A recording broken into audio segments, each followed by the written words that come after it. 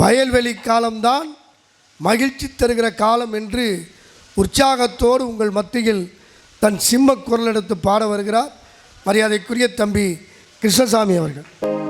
என்ற அந்த ஆண்டவனை உங்களோடு சேர்ந்து நானும் வணங்கி ஒரு கவிதைக்கு பிறந்த நாள் வாழ்த்து சொல்ல வந்திருக்கிற உங்கள் அத்துணை பேர் சார்பிலும் நானும் ஐயாவை வாழ்த்தி வணங்கி வருகை தந்திருக்கிற சட்டமன்ற உறுப்பினர் ஐயா அவர்களையும் மற்றும் பெரியவர்கள் அத்துணை பேரையும் இந்த பட்டிமன்றத்தினுடைய நடுவராக இருந்து நல்ல தீர்ப்பை வழங்குவதற்காக வருகை தந்திருக்கிற ராஜ் டிவி அகடபகடத்தினுடைய நிரந்தர நீதிபதி என்னுடைய பட்டிமன்றத்தினுடைய வழிகாட்டி அண்ணன் நாகை நாகராஜன் அவர்களே, 2 அணியாக பிரிந்திருந்தாலும் இதயத்தாலே ஒன்றாக இணைந்திருக்கிற பேச்சாளர் பெருமக்களே, சார் இன்றைக்கு வாட்ஸ்அப் காலமா வயல்வெளி காலமா என்கின்ற கேள்வியை கேட்டிருக்கிறீர்கள்.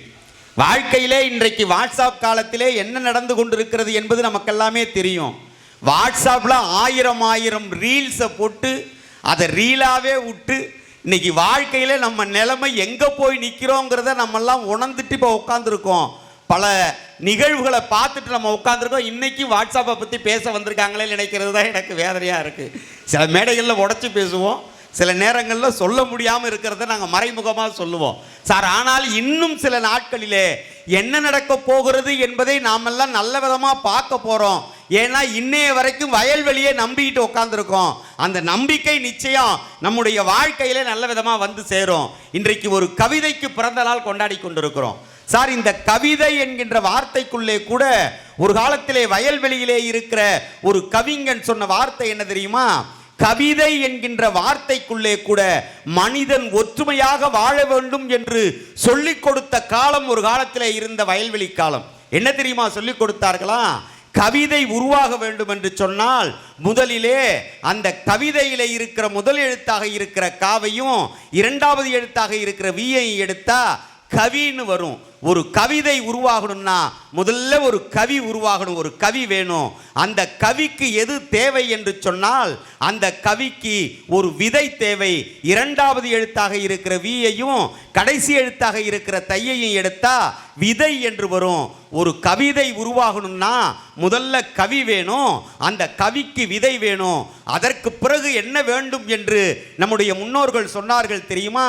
முதல் எழுத்தாக இருக்கிற காவையும் கடைசி எழுத்தாக இருக்கிற தையை எடுத்தா கதை என்று வரும். ஒரு கவிதை வர வேண்டும் என்று சொன்னால் முதலிலே கவி வேண்டும், அந்த கவிக்கு ஒரு விதை வேண்டும், அந்த விதைக்கு ஒரு கதை வேண்டும் என்று சொல்லிக் கொடுத்தது யார் தெரியுமா? இந்த மண்ணை பல முறை ஆண்டாலும் இன்றைக்கு மண்ணுக்குள் மறைந்தாலும் நம்முடைய மனதுக்குள் என்றைக்கும் நீங்காது இடம் பிடித்திருக்கிற நம்முடைய முத்தமிழறிஞர் டாக்டர் கலைஞர் ஐயா அவர்கள் சொன்ன அந்த வார்த்தையாலே எங்கள் கவிதையாவை வாழ்த்தி இந்த நிகழ்வை சொல்லுகிற பொழுது கூட ஒரு காலத்திலே எங்கள் வாட்ஸ்அப் காலத்திலே சொன்ன செய்தியை சொன்ன பொழுது கவி ஓகே, விதை ஓகே, ஒரு கதை வேண்டும் என்று சொல்லுகிறீர்களே, ஒரு கதை தான் கவிதையா என்று கேட்டார்களா? தலைவர் கலைஞர் சொன்னார், தமிழில் கதை என்ற சொல்லுக்கு நீங்கள் நினைப்பதை போல படிப்பதற்கு பெயர் கதை அல்ல. கதை என்றால் பேசுதல் என்று பெயர். அதை கவி விதைத்து பேசினால்தான் அது கவிதை. இன்றைக்கும் சொல்லுகிறேன், தலைவர் கலைஞர் சொன்ன விதையை மக்கள் மத்தியிலே கவியாக்கி பேசுகிற வாய்ப்பு பெற்ற ஒரே கவிஞர் எங்கள் அண்ணன் கவிதை பித்தனை தவிர வேறு யாருக்கும் கிடையாது.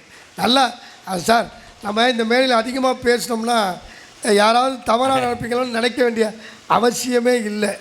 ஏன் நம்ம ராஜேஷ் கூட சொன்னார், வாழ்த்துவதற்கு வயதில்லைனார். அதுதான் பெரிய தப்பு. வாழ்த்துவதற்கு வயதெல்லாம் கிடையாது. வாழ்த்துவதற்கு நல்ல மனம் இருந்தால் போதும். எங்கள் அண்ணன் வாழ வேண்டும் என்று நினைக்கிற மனம் படைத்த மனிதர்கள் நமது காந்தி நகர் வாசிகள் தான். இவர்கள் இருக்கிற வரை எங்கள் அண்ணன் பல்லாண்டு பல்லாயிரத்தாண்டு கவிதையோடு வாழ்வார் என்று எல்லாம் நல்லா கைத்தட்டி அவருக்கு வாழ்த்தி. அதனால தான் ஒரு காலத்திலே எங்களுடைய வயல்வெளி காலத்திலே பாட்டு கொடுத்தா சார். வீட்டை விட்டு வெளியே வந்தா நாளும் நடக்கலாம், அந்த நாளும் தெரிஞ்சு நடந்துக்கிட்டா நல்லா இருக்கலாம். நான் இருக்க கத்துக்கணும், இந்த உண்மையை சொன்னா ஒத்துக்கணும். உண்மையை சொன்னா ஒத்துக்கணும்னா எங்க அண்ணன் பிரபு இங்க வந்து நின்றுட்டு ததிகணத்தம் போட்டு ஆட்டம் போட்டு போய் உட்காந்துருக்காரு சார். வாட்ஸ்அப் காலத்துல அது நடந்துச்சு இது நடந்துச்சு அது நடந்துச்சுங்கிறீங்களே, எது ஒழுங்கா நடந்துச்சுன்னு நான் கேட்கிறேன். ஏதாவது ஒழுங்கா நடக்குதா? எல்லாம் வாட்ஸ்அப்ல வர்றது பூரா பொய்யுங்க. முந்தா நாள் பாருங்க, என் போட்டோவை போட்டு ஒருத்தவங்க இரங்கல் செய்தி வருந்தத்தக்க இரங்கல் செய்தின்னு போட்டுவிட்டு அனுப்பிட்டானுங்க. உங்களுக்கு வரலையா? வந்திருந்தா நீங்க மலர் வளையத்தோட வந்திருப்பீங்களே. வாட்ஸ்அப்ல வரதெல்லாம் மக்களும் நம்பி போய் தான் இன்னைக்கு நமக்கு இரங்கல் செய்தி வருகிற நிலையில நம்ம இன்னைக்கு மாறி போயிருக்கிறோம். ஆனால் எங்கள் வயல்வெளி என்பது அப்படி வேடிக்கை என் வாட்ஸ்அப்ல இருக்கு. எங்க நாகப்பட்டினத்திலேயே 15 கல்லூரி வச்சிருக்கிற ஒருத்தர் இருக்கார். ஐசக் நியூட்டன் கல்லூரியுடைய தாளாளர் ஆனந்த்னு பேர். அவருடைய வாட்ஸ்அப்லேருந்து எனக்கு 40,000 ரூபா பணம் அனுப்புங்கன்னு வருது. 40,000 ரூபா அவர் கேட்கல கேட்கறதாட்டம். அவன் பல கோடிக்கு சொந்தக்காரன் சார். வாழ்க்கையில இன்னைக்கு வாரது பூரா வாட்ஸ்அப்ல வரது எல்லாத்தையும் நம்பி தானே சார் நம்ம ஏமாந்து போய் நிக்கிறோம். இந்த வாட்ஸ்அப்ல தான் ஒரு பொம்பளை பிள்ளை வந்து சொல்லுது, எனக்கு என் புருஷனை விட அதை சொல்லப்போனா பிரச்சனையா போயிடும் சார். சார் வாழ்க்கையில எது நடக்குது என்ன நடக்குதுன்னே தெரியல சார். ஒரு காலத்தில் இருந்தவர்கள் நல்லா இருக்கியான்னு கேட்டா நல்லா இருக்கும்னு சொல்லி மனம் நிறைய நல்லா இருக்கும்னு சொல்லுங்க. நீங்க நல்லா இருக்கேன்னு சொல்லும் போது உங்க மூஞ்சி எதுக்க பாக்குறவங்களுக்கு நல்லா இருக்கும், எதுக்க இருக்கிறவங்க நீங்க நல்லா இருக்கிறத நினைச்சு அவங்களும் நல்ல விதமா சந்தோஷமா இருப்பாங்கன்னு சிரிக்க சொல்லி கொடுத்தான் சார். இன்னைக்கு இருக்கிறவன்ட்ட சிரிக்க சொல்லி கொடுக்க முடியுதா? எதுக்க ஒருத்தவனை பார்த்து நல்லா இருக்கியான்னு கேட்குறேன், ஏதோ இருக்கேன் அப்படின்ட்டு போறான். ஏன்டா ஏதோ இருக்கேங்கிறன்னா ஒரு வேலை டீ வாங்கி கேட்டுறானோங்கிற பயந்துக்கிட்டு நல்லா இருக்கேன்னு கூட சொல்ல முடியாதவன் சிரிக்காதவன்லாம் இன்னைக்கு என்னென்னமோ நடத்திக்கிட்டு இருக்கானே. ஆனால் இந்த சிரிப்பை ஒரு காலத்தில் எங்கள் வயல்வெளி காலத்திலே பாடுகிற பொழுது சொன்னாங்க சார். ஒரு காலத்தில் வயிறு வலிக்க சிரிப்பவர்கள் மனித ஜாதி, பிறர் வயிறறிய சிரிப்பவர்கள் மிருக ஜாதி. வயிறு வலிக்க சிரிப்பவர்கள் மனித ஜாதி, பிறர் வயிறறிய சிரிப்பவர்கள் மிருக ஜாதி. மனிதன் என்ற போர்வையே மிருகம் வாழும் நாட்டிலே நீதி என்றும் நேர்மை என்றும் எழுதி வைப்பார் ஏட்டிலே,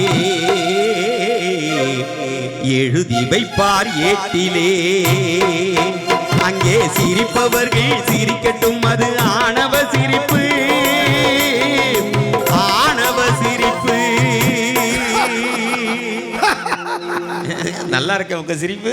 நடுவர் அவர்களே, வாழ்க்கையில இன்னைக்கு தொண்டையில சூடு கம்மியா இருக்கு. அப்படியா? நம்ம நாட்டாம டீ கொண்டு வந்தாருன்னா சரியா இல்ல, அதெல்லாம் வந்துருன்னு வச்சுங்களேன் சார். வாழ்க்கையில எதை சொன்னாலும் நல்லதை சொல்லி இந்த உலகத்திற்கு சொல்லணும். காதலுக்கு கூட மேல கூட வச்சு கூடலூர் போறவளேன்னு என் தம்பி பிரபு அவர்கள் வந்து பாடும்போது உண்மையாவே நல்லாதான் இருந்துச்சு. அந்த பாட்டு எப்படி தெரியுமா பாடுறது?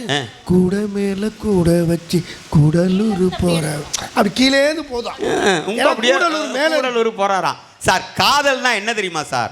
ஒரு காலத்திலே காதலை பேசுகிற பொழுது கூட அதில் இருந்த அந்த வார்த்தையினுடைய சுத்தம் இன்னைக்கும் சொல்றேன் சார். வாழ்க்கையில பெண்கள் நிறைய பேர் உட்காந்துருக்கீங்க, நாங்கள் இல்லைன்னு சொல்லல. ஆனால் காதல்னு சொன்னால் அதில் கடைசி வரைக்கும் உண்மையாக இருக்கிறது யாராக இருப்பாங்கன்னா ஆண்களாகத்தான் அதிகம் இருப்பான். ஆனால் அதனால தான் கடைசி காலம் வரைக்கும் செல்ஃபோன் நம்பரை மாற்றவே மாட்டான். ஏன் தெரியல? இப்போ நான்லாம் வாங்கின காலத்தில் வச்சு இந்த நம்பரு இன்னைய வரைக்கும் நம்பரை மாற்றலை. ஏன் தெரியுமா? செட் ஆகல. இல்லை, காதல் தோற்று போயிட்டோம்.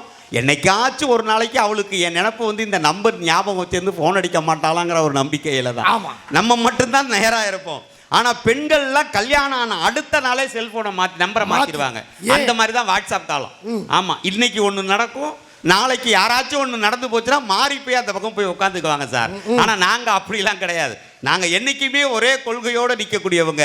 இதை கொண்டு வந்து நம்முடைய ஒருங்கிணைந்த தஞ்சை மாவட்டத்தில் பிறந்து உலகத்திலே நடிக்கிற நடிகனுக்கு கை நடிக்கும், நகம் நடிக்கும், சதை நடிக்கும் என்று சொன்னால் அவனுடைய மீசை எங்கள் ஐயாவனுடைய மீசையை போல அவனுடைய மீசையினுடைய முகம் கூட நடிப்பிச்சு காமிக்கக்கூடிய நம்முடைய நடிகர் திலகம் சிவாஜி கணேசன் நடித்தால் மட்டும் அவனுடைய மீசை கூட நடிக்கணும்னு நிரூபிச்சு காமிச்சான் பாருங்க. சிவாஜி கணேசனுக்கு மீசை நடிக்கும் என்று சொல்லி கொண்டிருந்த காலத்தில் அவன் வாயில் வைத்து விடுகிற சிகரெட்டு புகை கூட நடிக்கும் என்று கவிதை எழுதியவர் எங்கள் அண்ணன் கவிதை பித்தனவர். நல்லா கைத்தட்டு கொடுங்க சார். வாழ்க்கையில இப்படியெல்லாம் அந்த கவிதையை எப்படி மாற்றி சொல்றாங்க பாருங்க. அந்த நடிகர் திலக சிவாஜி கணேசன் வந்து அப்படி மேடையில் பேசுவார் சார். ஒரு வசனத்தோட ஆரம்பிக்கிறேன். லதா, இது இறந்து போன மும்தாஜுக்காக கட்டப்பட்ட தாஜ்மஹால் அல்ல, என் இதயத்திலே குடியிருக்கிற என் காதல் தேவதைக்காக நான் கட்டி வைத்திருக்கிற வசந்த மாளிகை. வானத்து நிலா நீராட மேகத்தை படைத்தான், என் காதல் நிலா நீராட நான் இந்த பொய்கையை படைத்தேன். ஆண்டவன் எனக்கு பறக்கும் சக்தியை கொடுத்திருந்தால் மேகத்திலே மின்னிக் கொண்டிருக்கும் நட்சத்திரங்களை கொண்டு வந்து கட்டி தோரணமாக தொங்க விட்டிருப்பேன். என்ன செய்வது, பறக்கும் சக்தியை கொடுக்கவில்லையே. நான் ஒரு காலத்துல நடிகர் திலகம் சிவாஜி கணேசன். பாட்டுனா இப்படி இருக்கணும், வயல்வெளி காலம்னா அப்படி இருக்கணும் சார். உழைக்கிற வர்க்கம் வாழ்ந்திருக்கிற பூமி சார். இந்த உலகத்திலே எது வேண்டுமானாலும் வெளுத்து போகலாம். ஒரு பாட்டுக்குள்ளார தத்துவத்தை சொன்னானே சார். கண்ணதாசன் போய் குடிக்காம இருக்கணும்னு பாட்டு எழுத சொன்னாங்க. கண்ணதாசன் ஒரே வார்த்தை சொன்னாராம், நாளை முதல் குடிக்க மாட்டேன் சத்தியமடி தங்கம். உடனே தயாரிப்பாளர் கேட்டாராம், குடிக்க மாட்டேன்னு சொல்றது இன்னிலேருந்து குடிக்க மாட்டேன்னு சொல்லாமல, அது என்ன நாளையிலேருந்துன்னு. அப்போ தான் கண்ணதாசன் சொன்னாராம், ஒரிஜினல் குடிக்காரன் எவனும் குடிக்க மாட்டேன்னு சத்தியம் பண்ணான்னா இன்னிலேருந்து குடிக்க மாட்டேன்னு பண்ண மாட்டான், நாளையிலேருந்து தான் பண்ணுவான். அது எப்படா உனக்கு தெரியும்னா, குடிக்கிற எனக்கு தான்டா தெரியும்னா. நடுவர் அவர்களே, வயல்வெளி காலத்தை அவர்கள் குறைத்து பேசி கொண்டிருக்கிறார்கள் சார். நான் ஒரே ஒரு பாடலோடு நிறைவு பண்றேன். இன்னைக்கு முத்துக்கு முத்தாக சொத்துக்கு சொத்தாக அண்ணன் தம்பி பிறந்து வந்தோம் ஒண்ணுக்குள் ஒண்ணாக என்று சொல்லி தந்த வாய்ப்புக்கு தமிழால் நன்றி கூறி நிறைவு செய்கிறேன். நன்றி, வணக்கம். மிகச்சிறப்பாக அண்ணன் தம்பி பாசத்தை பற்றி பாட்டு பாடுறதுக்கு அந்த காலத்தில் அண்ணன் தம்பி 4 பேர் 5 பேர் இருந்தான். இன்றைக்கி வாட்ஸ்அப் காலத்துலலாம் ஒரே புள்ள தான், அதுக்கு அண்ணனும் கிடையாது தம்பியும் கிடையாது.